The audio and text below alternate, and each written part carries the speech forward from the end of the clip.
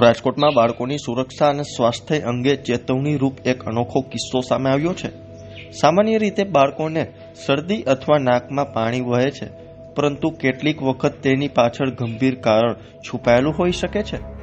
તાજેતરમાં શહેરની ખાનગી હોસ્પિટલમાં 4 વર્ષની બાળકીની નાકમાં 1.5 મહિનાથી ફસાયેલા રબરના સ્પોન્જને દૂરબીનથી મદદથી સફળતાપૂર્વક કાઢવામાં આવ્યું છે। આ સર્જરીનો વિડીયો પણ સામે આવ્યો છે, જે ડોક્ટરની તકનીકી કુશળતા અને વાલીઓ માટે મહત્વની ચેતવણીનું પ્રતિબિંબ છે।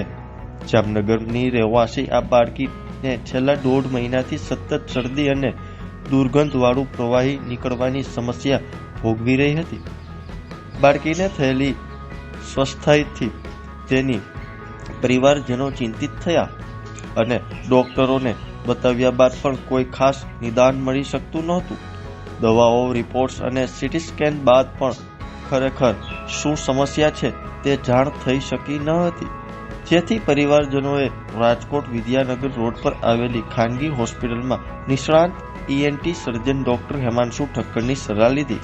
અહીં તપાસ દરમિયાન દૂરબીન વડે કરવામાં આવેલી ખાસ ચકાસણીથી જાણ થઈ કે બાળકીના ડાબા નાકમાં ખૂબ અંદર રબરનું સ્પોન્જ ફસાઈ ગયું છે, જેના કારણે સતત ઇન્ફેક્શન થતું રહેતું હતું। એટલે જો અમારો ખાસ અહેવાલ।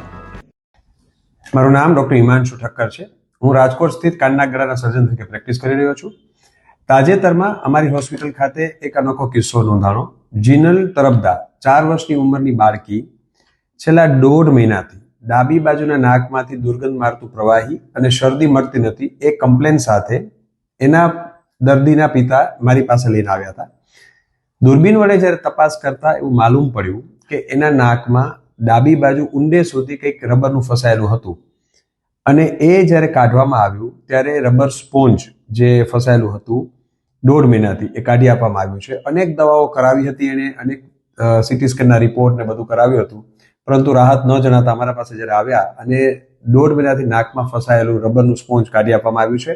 ખાસ વાલીઓ માટે તકેદારીરૂપ કિસ્સો છે કે જ્યારે બાળકોમાં અવારનવાર શરદી થતી હોય અને દવાઓ લેવા છતાં પણ શરદી ન મળતી હોય, નાકમાંથી દુર્ગંધ મારતું પ્રવાહી નીકળવું, બ્લીડિંગ થવું, નાકમાંથી લોહી આવવું, આ બધી સમસ્યા હોય તો તાત્કાલિક નિષ્ણાત ENT સર્જનની સલાહ લેવાથી આગળ જતા ભવિષ્યમાં કોમ્પ્લિકેશન અટકાવી શકાય છે। જો આ સ્પોન્જ નાકમાંથી ગળામાં ઉતરી જાય તો શ્વાસનળીમાં ફસાઈ જાય ક્યારેક અને જીવનું જોખમ પણ ઉદ્ભવી શકે છે। એટલે વાલીઓ માટે ખાસ ચેતવણીરૂપ કિસ્સો છે કે નાના બાળકોમાં શરદીના ઓગળવી ના જોઈએ। Thank you.